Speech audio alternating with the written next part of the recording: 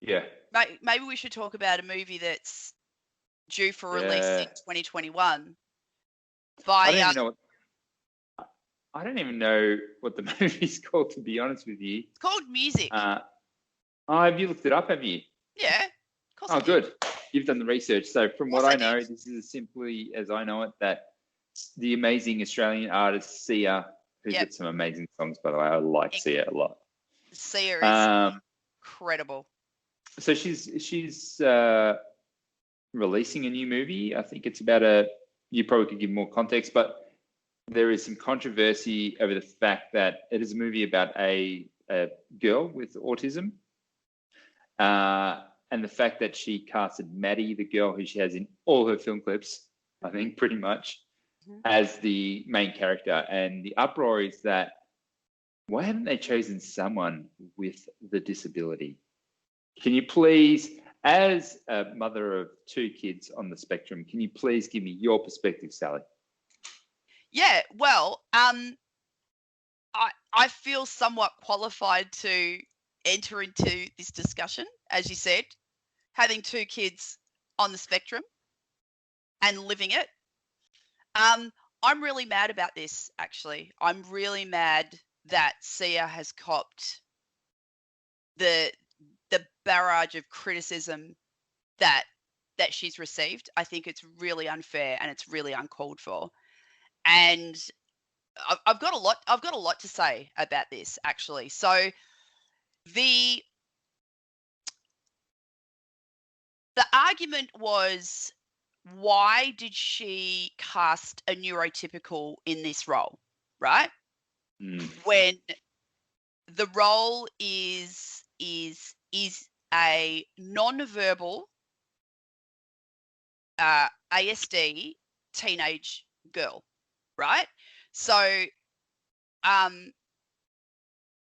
the tweets, I read some of the tweets, and the tweets were basically, I won't say who wrote them. I'm not going to like out them because it's not about that. It's not about that at all. Well, it's someone actually famous. No, Oh, okay. no. So people are writing, like tweeting, and having an opinion on the unfairness of the casting. Now, the first thing that comes to mind is this. If I think of an acting role for a, a, a full-length movie, if I think about the requirements and the demands on a lead actor for a big like Hollywood production, Production. right? Mm. You're talking on average 16 hours a day, on average, right? For weeks and months, possibly. Mm. Now, the toll that would take on any ASD child or teenager would be extreme. Mm. Because the whole point of the whole point is, generally speaking, and ASD individuals are the same as any other individual. Is every profile is different. Okay, so you can't say I know an autistic kid, therefore I know all autistic kids. No, you don't, because they all have different they have different profiles. And so you think about it like this. So if you have all these markers for autism, all right, Mm. like there's many, but you have all these an equalizer.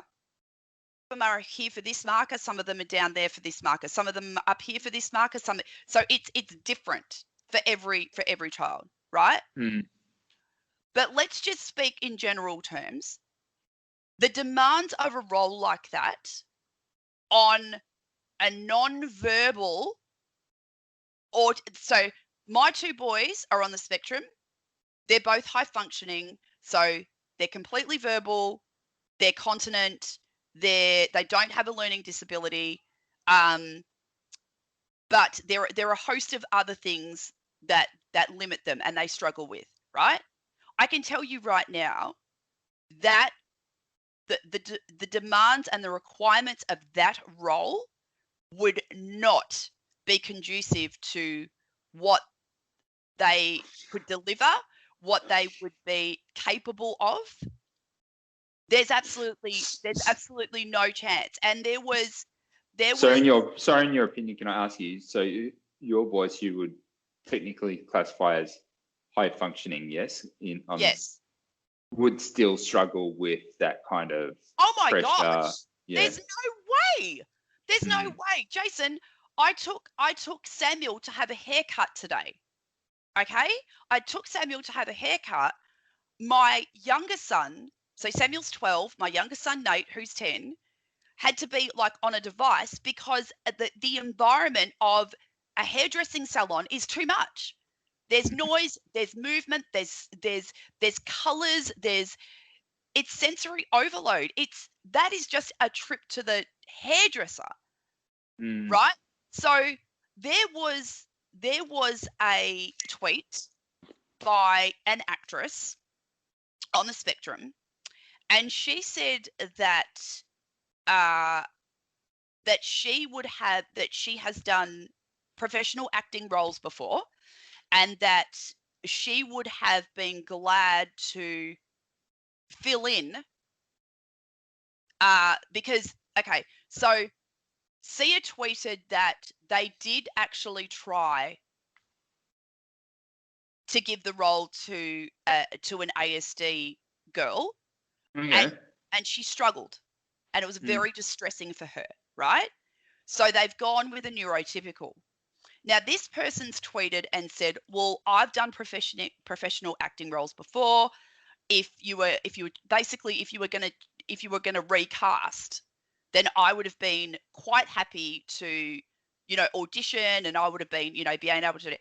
But if you read this tweet, it is so eloquently written, and so it's obviously from a high functioning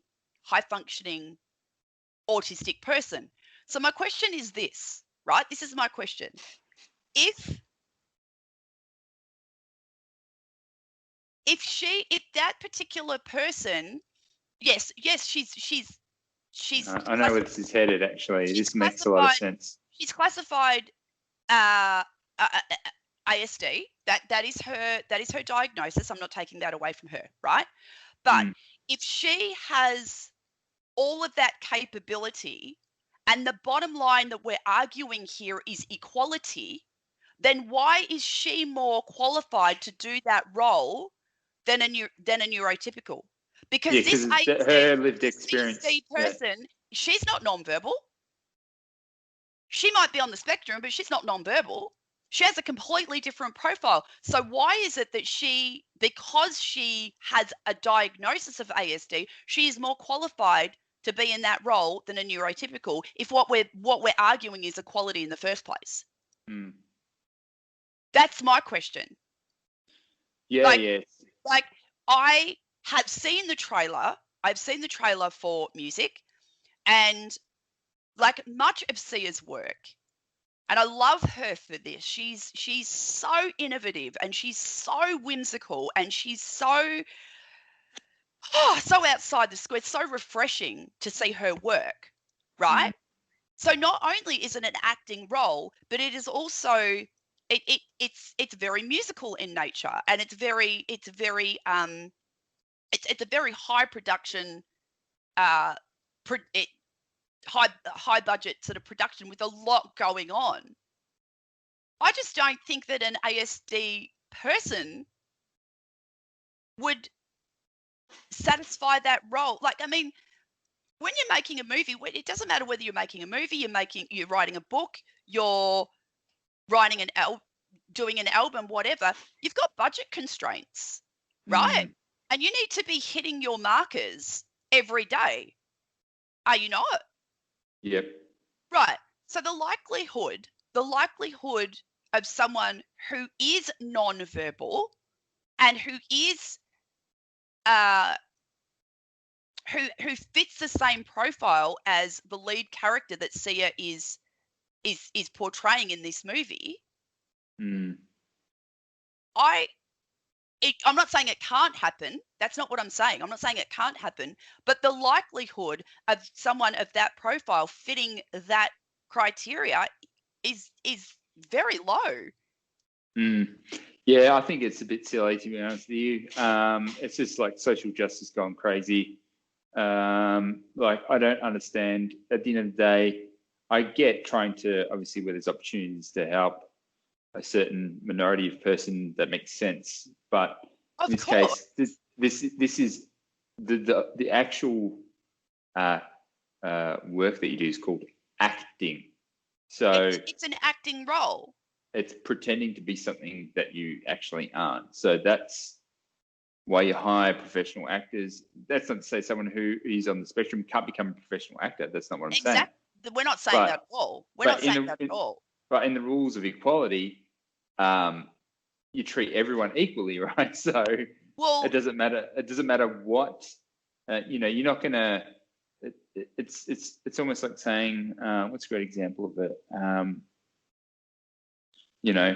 Like they created an example is that like for the Olympics, right? They've got the Paralympics, which obviously is Olympics of people with obviously disabilities of some kind. But they don't race them against able-bodied people because it's just different. Like so, and that's okay as well. yeah. Just like women and men's footy, like these are all things that happen. Like, so in this case, everyone's just an actor. Anyone can be an actor, and Well, you just Dustin Hoffman wasn't autistic. yeah, exactly. He wasn't autistic. What about Leonardo DiCaprio? Tom Hanks. What about Leonardo DiCaprio in What's Eating Gilbert Grape? What's Eating Russell Gilbert? What? But he doesn't have a disability. Yeah, I know. Where was the outrage there? Oh well, we didn't have social media then, so yeah, fair call. I think, but my point is that I don't think, and I'm actually disappointed that what Sia's done is she's trying to, through that story, she's raising awareness. No, She's raising awareness for our community, right? Which is a good thing. It's a good thing, and then people have to come in and make her like try and convince others that her motives are wrong, and they're not. Well, and this is the thing that Annie, I think, is the best at sort of grounding me at as well. Actually says it all the time. Like, yeah, actually, you're 100% right. Like, how many people are we talking about? I think there's a whole thing of outrage amplitude. Like, it's literally amplification.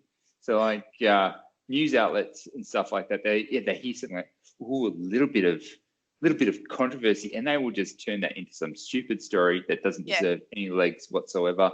There was probably in the whole world probably 500 people who were actually offended by that. And that's it. So it's more than it actually is. Time to move on. It's time to stop. We shouldn't not listen to people's opinions, but when we hear them and they're stupid, we should just ignore them. Well, I really don't understand the argument. Is this just people who had an acting dream and felt robbed, and so they've got this kind of? Well, it happened not that long ago as well with a Scarlett Johansson movie where she was going to play a transgender person, and they're like, "Why don't you get a transgender woman?" It's like, mate, the movie was going to sell because Scarlett Johansson was in there. And you don't know. And the other thing is you don't know what a lot of people don't realize is so many directors like Tim Burton and Johnny Depp is a great example, right? They've got a rhythm. They've created a rhythm and a synchronicity between themselves, and the director keeps casting that particular actor because they know they're going to get this, and this out of them. They've got, it's why we work together, because we know that we have a rhythm, we have a tone, we don't have to work for it to happen. It just happens, right? So a lot of casting is done that way because there's an understanding that creatively these people are going to work really well together, right? And so if this girl has done a lot of work with SIA already, there's obviously, like, SIA knows, okay, this girl's capable of this, and this creatively. That's what I need. You got the job. What's wrong with that? Why is she being made to feel No, and that's what I mean. It's like like a bad person? That's just ridiculous. It's way more than it actually is. I'm starting to believe that as 100% of things. Like, you get, they say, well, is it like you are what you consume. So if you actually, continuously hear these things, these different outrage things, it's like, are people really outraged? But then you talk to most normal people, and everyone's kind of got an opinion, but they're never so strong to sound too ridiculous. And and it's fine. They can be outraged if they want, but it's misplaced outrage, in my opinion. It's misplaced, there's bigger problems in the world that you could invest such energy into, I think. Yeah, and I'm really upset that when people are trying to do something good, exactly, they cop that kind of ridiculous backlash.